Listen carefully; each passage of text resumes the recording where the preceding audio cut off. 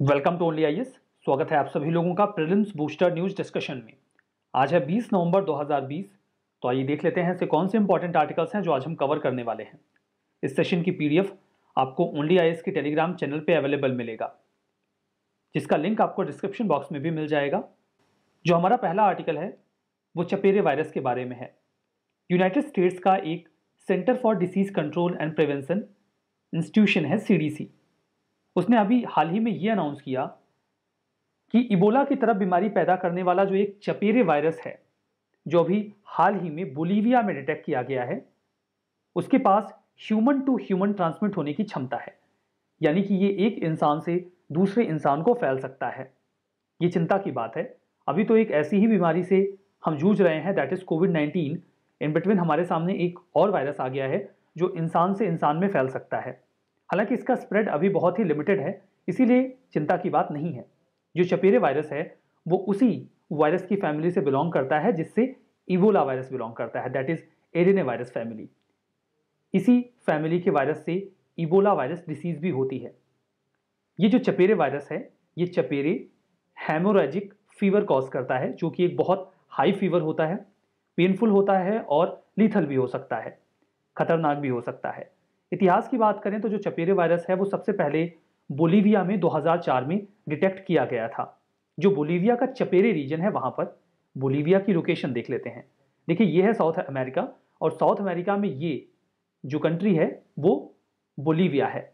Bolivia जो country है, इसके आसपास के पड़ोसी देशों की बात करें तो ये बाउंड्री शेयर करता है पेरू, ब्राजील, पराग्वे, अर्जेंटीना और चिली के साथ।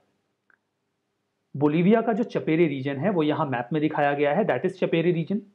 चपेरे रीजन से एक चपेरे रिवर फ्लो करती है, इसीलिए इस रिवर का नाम चपेरे पड़ा है।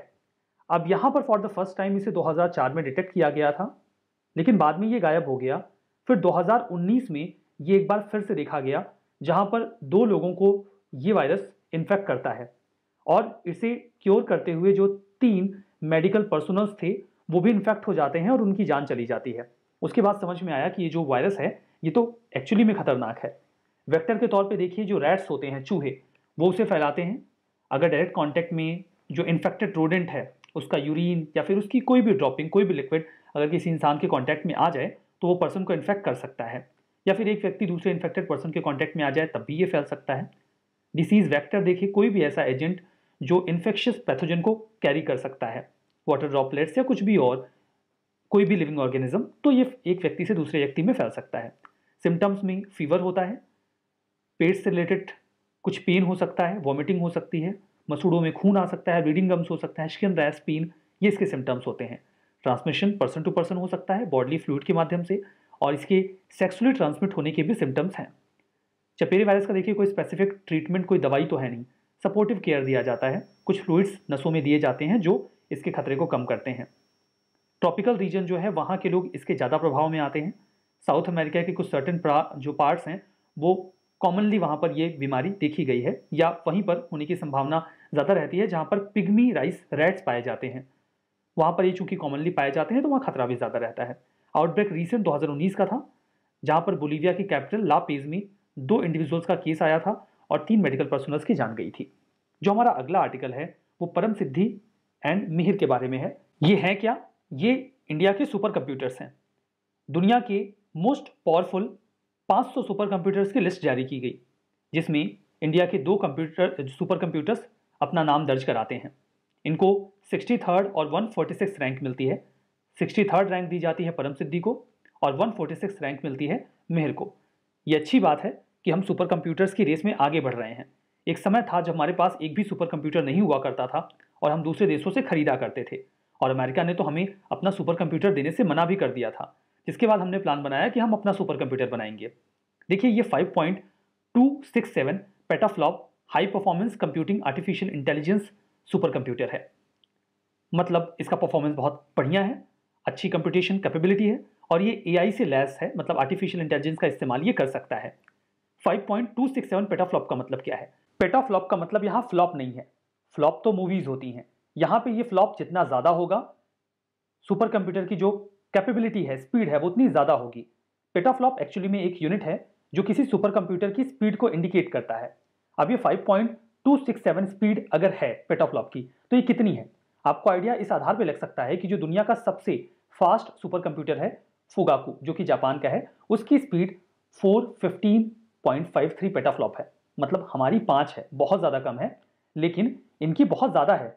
जो सेकेंड नंबर पर है IBM का समिट, जो कि अमेरिका का है, उसकी स्पीड 148.8 पेटाफ्लॉप है। 148 की तुलना में 5 तो ठीक लग रहा है, और जो फुगाकू है उसकी तो कुछ ज़्यादा ही ज़्यादा है, मतलब 415 बहुत ज़्यादा हो जाता है। तो देखिए, जो सबसे फास्टेस्ट सुपर कंप्यूटर है वो जापान का फुगाकू है, और हमारे सुपर कंप्यूटर की जो स्पीड है वो 5.267 पेटाफ्लॉप है। इसे बिल्ड किया गया है jointly department of science and tech, ministry of electronics and IT के द्वारा।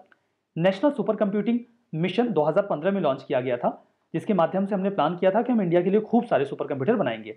अभी तक हमने 3 बना लिए हैं, 2 के नाम आपके सामने हैं, एक और है उसका नाम प्रत्युष है।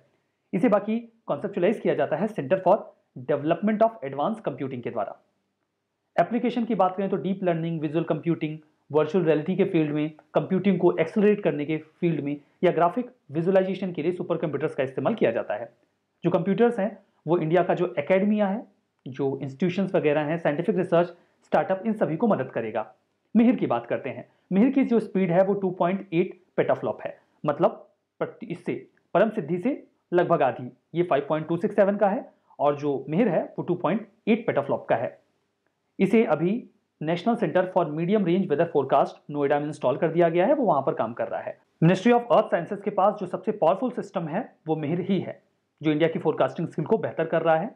टॉप 500 प्रोजेक्ट में, जो कि साल में 2 बार रिलीज किया जाता है, सुपर कंप्यूटर्स की लिस्ट जारी करते हैं। ये इन्फॉर्मेशन तो मैंने आपको दे ही दी है फुकागू और IBM के समिट के बारे में, जो कि USA का है। चाइना का एक कंप्यूटर है ताइहू लाइट, ये चौथे नंबर पे है, इसकी स्पीड 93 पेटाफ्लॉप है। यहाँ पर देखिए, centre for development of advance computing CDAC के बारे में बात करते हैं। इंडिया की ऑटोनोमस साइंटिफिक सोसाइटी है, ministry of electronics and IT के तहत काम करती है। 1987 में इसे बनाया गया है। पहले हम सुपर कंप्यूटर दूसरे देशों से मंगाते थे। एक बार 1987 में हमने USA से मांगा था, लेकिन उसका यूज़ थोड़ा हम मिलिट्री पर्पज से करने वाले थे, तो USA ने मना कर दिया, तो हमारे भी दिल पे लग गई। हमने फिर इस इंस्टीट्यूशन को बनाया। शुरू में इसका नाम CDACT हुआ करता था, centre for development of advance computing technology, और आज ही हमारे लिए सुपर कंप्यूटर्स को कॉन्सेप्चुलाइज करते हैं, प्रिपेयर करते हैं। खैर, सुपर कंप्यूटर का इस्तेमाल न्यूक्लियर वेपन को डेवलप करने के लिए भी किया जा सकता है, इसीलिए समटाइम्स इसे सेंसिटिव माना जाता है। जो हमारा अगला आर्टिकल है वो टीम हेलो इनिशिएटिव के बारे में है। हाल ही में 100 साइंटिस्ट ने टीम हेलो को ज्वाइन किया। यूनाइटेड नेशंस का इनिशिएटिव है, ताकि कोविड-19 वैक्सीन को लेकर जो कई तरीके की अफवाहें, मिथ्स हैं, मिस इन्फॉर्मेशन है, उसे दूर किया जा सके। इसे यूनाइटेड नेशंस ने अभी हाल ही में vaccine confidence project at university of London के साथ कोलैबोरेट करके टीम हेलो इनिशिएटिव लॉन्च किया, ताकि जो मिस इन्फॉर्मेशन है उसे काउंटर किया जा सके। यहाँ पे जो साइंटिस्ट होंगे वो अवेयरनेस फैलाएंगे सोशल मीडिया के माध्यम से कि कोविड-19 से हम कैसे डील कर सकते हैं, और जो भी गलत इन्फॉर्मेशन पब्लिक डोमेन में है वो उसे काउंटर भी करेंगे। हमारा अगला आर्टिकल ग्यूलेन बेरे सिंड्रोम के बारे में है, जिसे आप GBS भी कह सकते हैं। हाल ही में ये देखा गया कि ऐसे पेशेंट जिनको कोविड-19 की प्रॉब्लम है उनमें GBS देखा जा रहा है। ये बीमारी अगस्त से ही इंडिया में रिपोर्ट की जा रही है। ये एक बहुत ही रेयर ऑटो इम्यून डिसऑर्डर है, जिसमें हमारा खुद का इम्यून सिस्टम जो हमारी बॉडी को बचाता है वो हमारे नर्वस सिस्टम को अटैक करने लगता है। क्यों होता है ये, इसके बारे में तो हमें कुछ खास जानकारी नहीं है, लेकिन अक्सर देखा जाता है कि किसी इन्फेक्शन के बाद ही हमारे सामने आता है। वो इन्फेक्शन बैक्टीरियल भी हो सकता है, वायरल भी हो सकता है, और हाल फिलहाल में कोविड-19 के केस में ये देखा जा रहा है। सिम्टम्स झुनझुनी होती है, इचिंग फील होती है, कई बार ऐसा लगता है कि सुई की नोक चुभ रही है, मसल में वीकनेस आ जाती है, पेन आ जाता है, जो मसल्स हैं वो नम हो जाती हैं, सुन्न हो जाती हैं। कई बार पैरालिसिस का भी खतरा रहता है, लेकिन ये पैरालिसिस बहुत लंबा नहीं जाता, फिर भी 6 से 12 महीने तक हो सकता है या और भी लंबा हो सकता है। कॉम्प्लिकेशंस, कई बार रेस्पिरेटरी सिस्टम है वो फेल हो जाता है, जिससे ये बीमारी खतरनाक भी हो सकती है। लिम्ब मूवमेंट, मतलब हाथ पाँव का जो मूवमेंट है वो काफ़ी ढीला हो जाता है, काम करने में काफ़ी प्रॉब्लम हो जाती है। इसका सोल्यूशन तो यही है कि कुछ ब्लड प्रोडक्ट्स हैं, मतलब प्लाज्मा थेरेपी, या जो डोनर्स अपना सीरम डोनेट करते हैं उसे ब्लड में इंजेक्ट किया जाता है। इसी तरीके से इसे क्योर करने का प्रयास किया जाता है। जो हमारा अगला आर्टिकल है वो global strategy to accelerate the elimination of cervical cancer. Cervical cancer के बारे में कुल मिलाकर ये हमारा पूरा आर्टिकल है। अभी हाल ही में 73rd वर्ल्ड हेल्थ असेंबली हुई है WHO की, तो वहां पर उन्होंने ये global strategy to accelerate the elimination of cervical cancer launch किया। सर्विकल कैंसर देखिए महिलाओं में होने वाला एक कैंसर है जो सबसे ज़्यादा डोमिनेंट पाया जाता है। इसमें देखिए जो इंटरनेशनल ऑर्गेनाइजेशंस हैं उनका ये टारगेट है। यहाँ पर अभी तो ये कहा जा रहा है कि 40% जो नए केसेस हैं उन्हें हमें 2050 तक रोकना है। इसके लिए हम स्क्रीनिंग करेंगे, वैक्सीनेशन देंगे, ट्रीटमेंट करेंगे, कुछ भी करेंगे, लेकिन हम 40% केसेस कम करेंगे सर्विकल कैंसर के। WHO ने कुछ टारगेट भी सेट किए हैं 2030 तक के लिए कि हम सर्विकल कैंसर को कैसे काउंटर करेंगे। 15 साल तक की उम्र की जो भी बच्चियां हैं उन्हें ह्यूमन पैपिलोमा वायरस वैक्सीन देकर वैक्सीनेट किया जाएगा ताकि सर्विकल कैंसर का खतरा कम हो जाए। 70% महिलाएं जो 35 से 45 वर्ष के बीच की होंगी उन्हें स्क्रीन किया जाएगा हाई परफॉर्मेंस टेस्ट के माध्यम से कि उन्हें तो ये समस्या नहीं है। 90% वुमेन जिन्हें सर्विकल कैंसर होता है उन्हें आइडेंटिफाई कर लिया जाएगा ताकि उन्हें ट्रीट किया जा सके। सर्विकल कैंसर होता क्या है?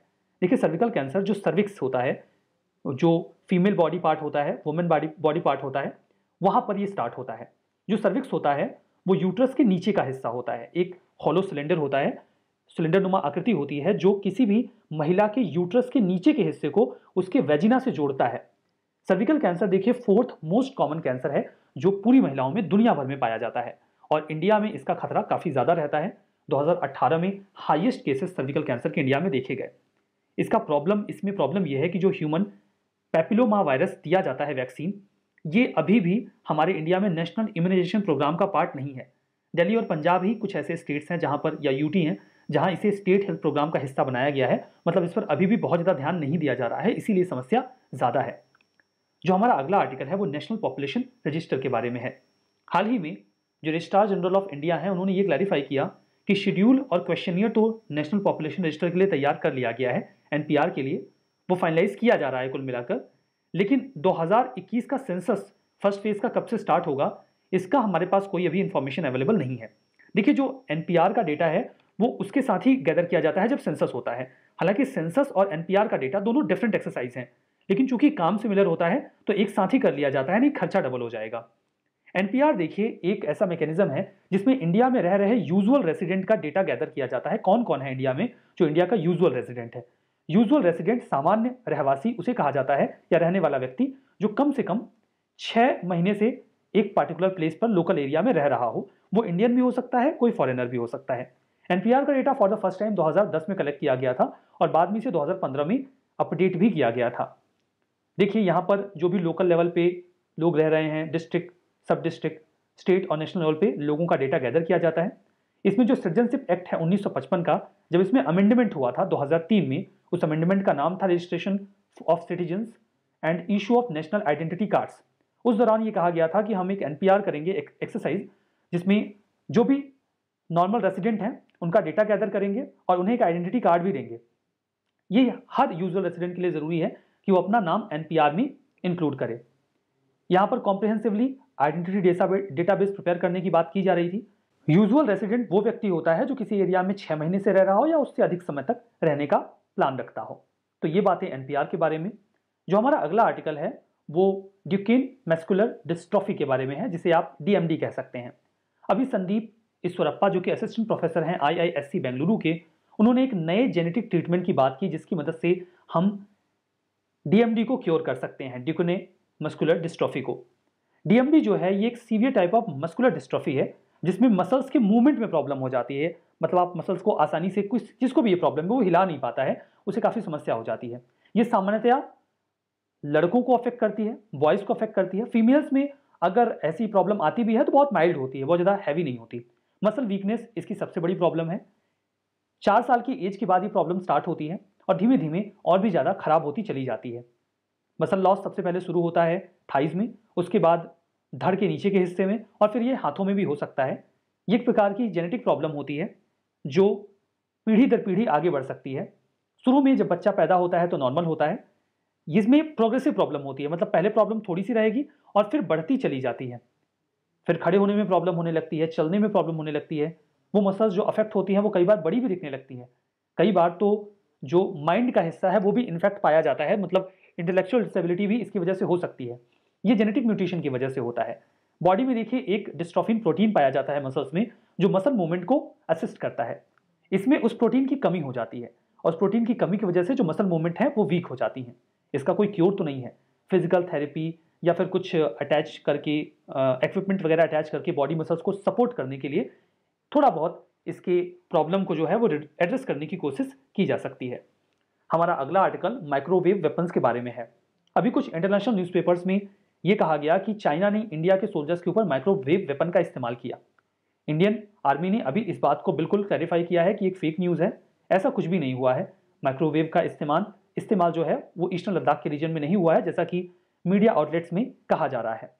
माइक्रोवेव वेपन देखिए होता क्या है, ये एक प्रकार का एनर्जी वेपन है जिसमें कुछ रेडिएशन फोकस करके डाली जाती है किसी भी टारगेट के ऊपर, और वो जो रेडिएशन होती है वो उस पार्टिकुलर ऑब्जेक्ट के अंदर जो भी वाटर मॉलिक्यूल्स होते हैं उनको हीट कर देती है, गर्म कर देती है।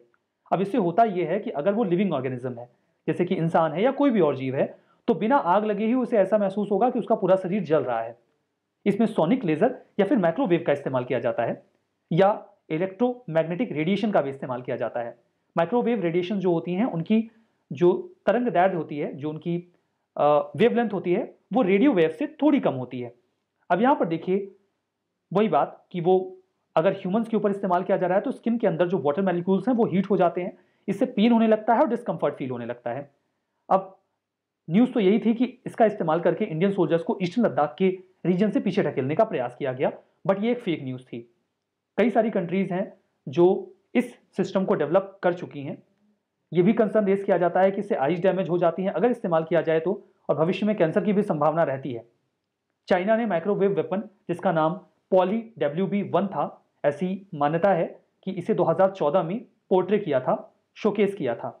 यूनाइटेड स्टेट्स के पास ऐसा ही एक मैकेनिज्म है जिसे एक्टिव डिनायल सिस्टम कहा जाता है, जिसके माध्यम से वो प्रोटेस्ट वगैरह को काउंटर करने के लिए इसका इस्तेमाल कर सकते हैं, ऐसा कहा जाता है। माइक्रोवेव वेपन पास्ट में कभी जानकारी में इस्तेमाल नहीं हुआ है। यूएसए ने ऐसा प्रयास अफगानिस्तान में किया था, बट बाद में उसकी जरूरत नहीं पड़ी थी तो उसे इस्तेमाल नहीं किया गया था। इस प्रकार की डिवाइस हो सकती है जहां पर ये एक डिफ्लेक्टर होता है जो इन वेवलेंथ को डिफ्लेक्ट करता है एक पर्टिकुलर ऑब्जेक्ट के ऊपर, जिसके बाद ये व्यक्ति अगर किसी भी रेजिस्टेंस वाली सिचुएशन में खड़ा है तो उसे उस जगह से जाना पड़ेगा या उस जगह से हटना पड़ेगा बिकॉज ऑफ द हीट। अगर इस वेपन का इस्तेमाल किया जाता है तो सिर्फ 2 सेकंड में ही जो स्किन का हीट है वो 130 डिग्री फ़ारेनहाइट हो जाता है, जिसके बाद किसी भी व्यक्ति को बहुत ज़्यादा अनकंफर्ट फील होगा या उसे जलन महसूस होने लगेगी। तो ये सारे आर्टिकल हमने यहाँ पर कवर किए। ये कुछ क्वेश्चंस आपके सामने हैं, स्टेटमेंट है, आपको ट्रू या फॉल्स बताना है। देखिए कि आप कितना रिकॉल कर पाते हैं। बिना पीछे देखे इन सवालों के जवाब देने का प्रयास करिए। चपेरे वायरस, परम सिद्धि और मेहर, टीम हेलो इनिशिएटिव, DMD और poly WB1 active denial system, इसके बारे में आपके सामने स्टेटमेंट्स हैं। तो आज के इस सेशन में हम यहीं पर रुकेंगे। Thank you very much.